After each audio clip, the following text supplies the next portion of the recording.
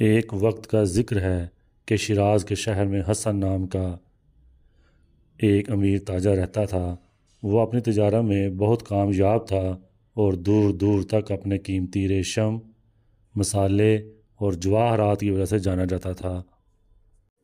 بے پناہ دولت کے باوجود حسن حکمت اور انکساری کا پیکر تھا۔ اس کا گھر بہت بڑا تھا اور اس کی بیش قیمت چیزوں میں ایک خوبصورت طوطا بھی شامل تھا جو کئی زبانیں بول سکتا تھا اور خوبصورت شاعری سنا سکتا تھا۔ یہ طوطا اپنے چمکدار سبز پروں اور تیز ذہانت کی وجہ سے حسن کا پیارا ساتھی تھا۔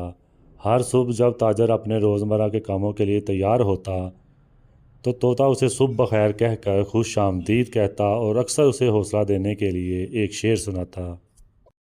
ایک دن حسن ہندوستان جانے کی تیاری کر رہا تھا تاکہ اپنی تجارت کو مزید بڑھا سکے۔ جب وہ اپنے خاندان اور نوکروں سے الوداع ہو رہا تھا تو وہ طوطے کے پاس گیا اور پوچھا، میرے عزیز دوست، میں ہندوستان جا رہا ہوں، کیا تمہارے لیے کوئی چیز لانی ہے؟ طوطا اپنے پروں کو پھڑ پھڑاتے ہوئے بولا، اے آقا، اگر ہندوستان میں آپ کسی طوطے سے ملیں تو انہیں میرا سلام کہنا، میرے حالات بتانا اور ان کی خیریت معلوم کرنا۔ مسکراتے ہوئے حسن نے طوطے سے وعدہ کیا کہ وہ اس کی خواہش ضرور پوری کرے گا اور اپنے سفر پر روانہ ہو گیا۔ تاجر کا قافلہ وسیع ریگستانوں کو عبور کرتا ہوا، بلند پہاڑوں کو چڑھتا ہوا اور گھنے جنگلات کو پار کرتا ہوا آخرکار ہندوستان کی رنگ برنگی سرزمین پر پہنچ گیا۔ اپنے قیام کے دوران حسن بازاروں کی رونق، عظیم الشان مندروں اور مختلف ثقافتوں سے بہت متاثر ہوا۔ ایک دن جب وہ ایک پرسکون جنگل میں چہل قدمی کر رہا تھا، اس نے ایک درخت پر طوطوں کا جھنڈ دیکھا۔ اپنی یادداشت کے مطابق حسن نے ان طوطوں کے پاس جا کر اپنے طوطے کا پیغام پہنچایا۔ حسن کی حیرت کی انتہا نہ رہی جب اس نے دیکھا کہ جوں ہی اس نے اپنی بات ختم کی، جھنڈ میں سے ایک طوطا کانپتے ہوئے اپنی شاخ سے گر پڑا اور بے جان ہو گیا۔ حیران اور پریشان حسن سوچنے لگا کہ کہیں اس کے الفاظ نے اس طوطے کی موت کا سبب تو نہیں بنے۔ غمگین دل کے ساتھ اس نے اپنا کام جاری رکھا، لیکن یہ واقعہ اس کے دل و دماغ پر چھایا رہا۔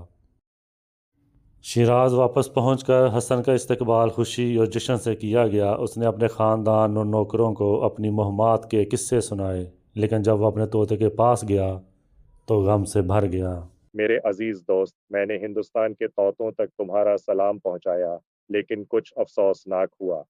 ان میں سے ایک طوطا جیسے ہی پیغام سنا، اپنی شاخ سے گر کر مر گیا۔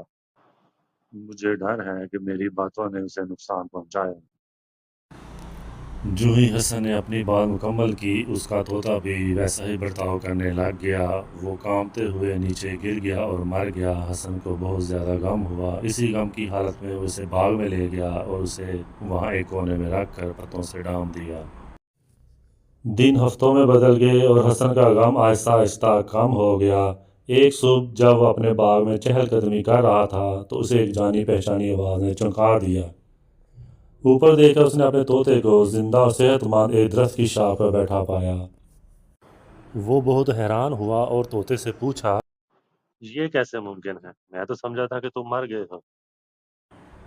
طوطے نے حسن کو جواب دیا، ہندوستان کا طوطا عقلمند اور آزاد تھا، اس نے مر کر مجھے آزادی حاصل کرنے کا طریقہ بتایا۔ میں سمجھ گیا کہ مجھے بھی آزادی حاصل کرنے کے لیے یہی سب کچھ کرنا پڑے گا۔ حسن بے حد خوش ہوا اور اپنے طوطے کی حکمت پر حیران رہ گیا۔ اس دن کے بعد اس نے طوطے کو آزاد رہنے دیا، جو آسمانوں میں اڑتا اور جب چاہے اس کے پاس واپس آتا۔ شیخ سعدی کی یہ کہانی ہمیں حکمت کی طاقت اور آزادی کی اہمیت کی یاد دلاتی ہے۔ غم و نقصان کے باوجود اگر ہم کافی عقلمند ہوں تو ہمیں اکثر ایک سبق اور نجات کا راستہ ملتا ہے۔